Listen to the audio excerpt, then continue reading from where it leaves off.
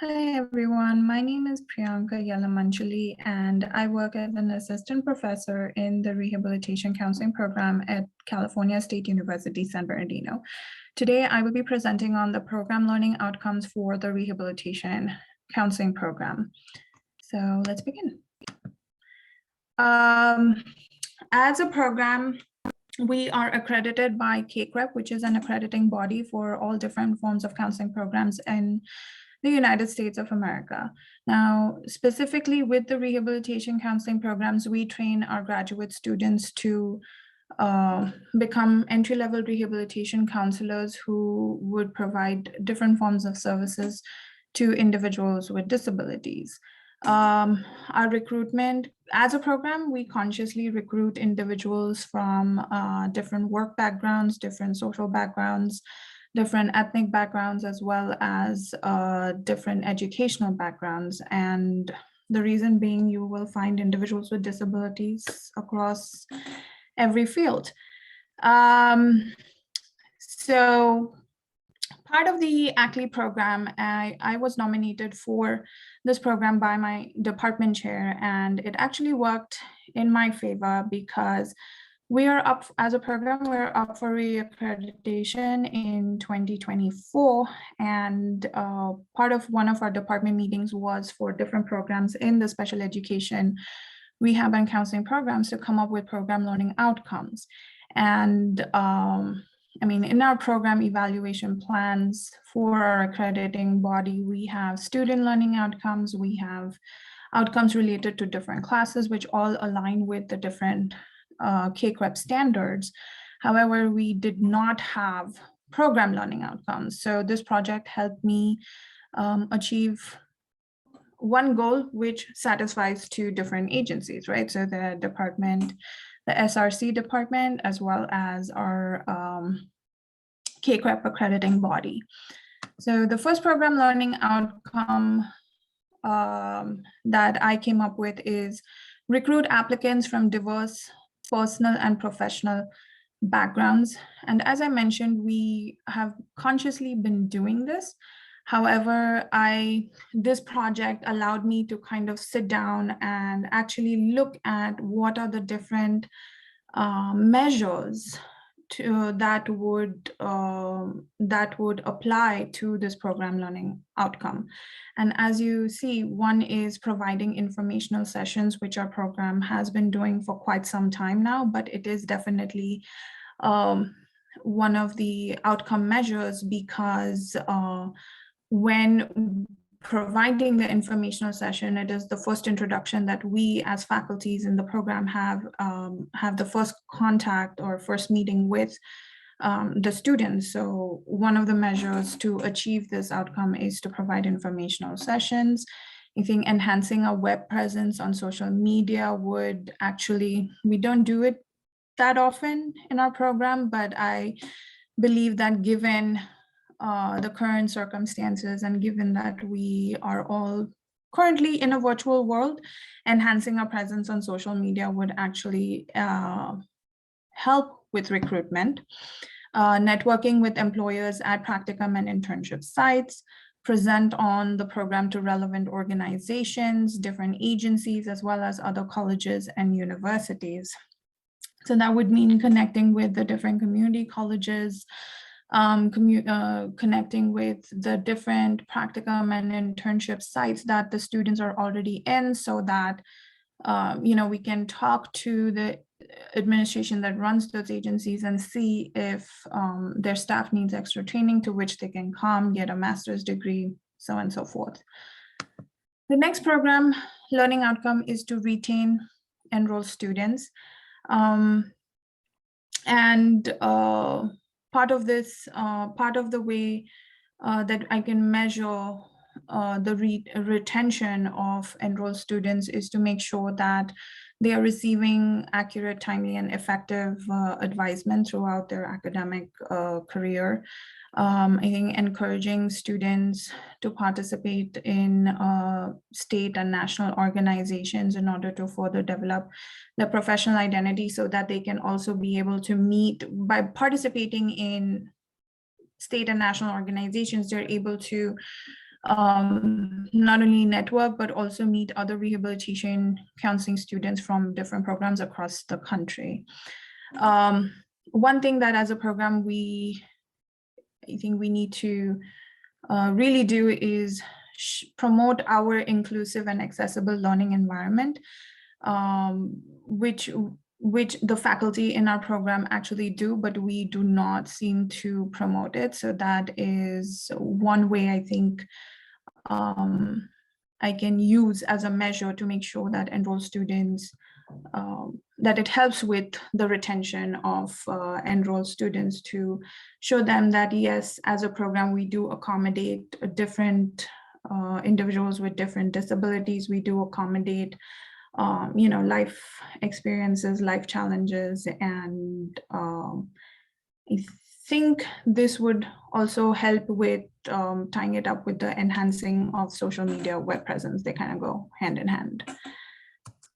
The next learning outcome is delivering the K-Crep accredited curriculum in rehabilitation counseling.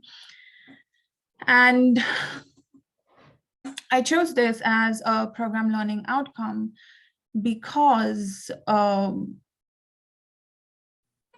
field is heavily legislation based. And so as legislation changes, the requirements for how we educate our students and how we train our students also changes. And therefore I felt that just making sure that we deliver what K-Crep is asking of our program should be a program learning outcome. And the areas that K-Crep requires rehabilitation counseling programs to train their students is to make, the development of a professional identity, enhancing the knowledge of students in all different types of disabilities, teaching them as well as enhancing their counseling skills, teaching them about different assessments, case management techniques, case management models, how to provide accommodations to individuals with disabilities, and how to use assistive technology, as well as the different principles of universal design to provide equitable accommodations to individuals with disabilities. The other deliverable is to make sure that students are trained in developing effective counseling skills, which vary from individual counseling to group counseling to case management, so on and so forth. As a program, we do pride ourselves in providing culturally sensitive curriculum and delivering culturally sensitive curriculum. We make sure that our textbooks are also encompassing culturally sensitive materials, so that students starting from the first year of their program, they are trained to critically think as culturally competent counselors, which is not only a requirement by our accrediting body, but also a requirement in the Code of Ethics for rehabilitation counselors.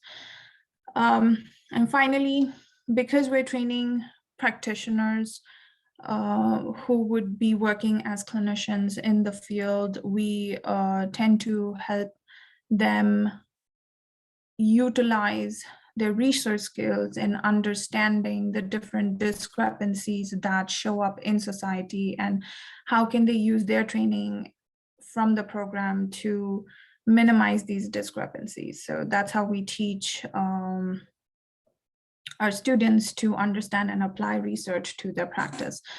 So based on all of these different requirements, I thought that, hey, I think this would make a good program learning outcome. The final program learning outcome is to graduate 100% of the enrolled students and also prepare them for employment. One of the culminating factors of the rehabilitation counseling program, one, it is the master's degree. It's a 3-year program. Master's degree, we are a cohorted program, so we admit students only once a year, which is in the fall. And the beauty of this is the cohort goes through the 3 years together. So one of the more culminating point is the CRC exam, which then, if the student passes, they are then certified as a rehabilitation counselor. And throughout the 3rd year, we as a program, we do share the different job postings that are sent to us by the community agencies. And we not only share it with the current 3rd year students, but we also share it with our alumni. And this is something that we're already doing, but what we're not doing is following up, right? Or documenting alumni employment. And we get to know where the alumni is working when they email us for a recommendation letter or something like that. So I think, having this measure of following up on and documenting alumni employment and actually having an active directory would help with this part of the program learning outcome, which is preparing them for employment. The next measure, which is after 2 years of employment, create supervised practice opportunities for future students. The reason I put this as a measure is because I also serve as a clinical coordinator for the program. And something that came to my mind is I keep track of, like I said, I keep track of where alumni are depending on when they email me or they reach out to me. But I never thought about, hey, why not go back to them and see if I can, the site where they're working, if I can make it a potential internship or practicum site for my students.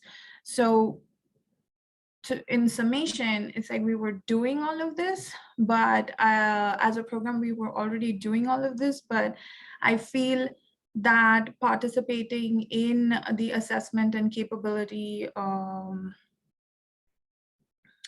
institute, a leadership institute, allowed me to streamline the program learning objectives, but also have a more sequential understanding of, yes, we're doing this, but how do we categorize it? So far, my training has helped me do this. I am curious to see how I can move forward with this, and I will be presenting about this today in our meeting. So looking forward to the feedback that I received from the other ACLI members. Thank you for taking the time to view my presentation. Have a nice day.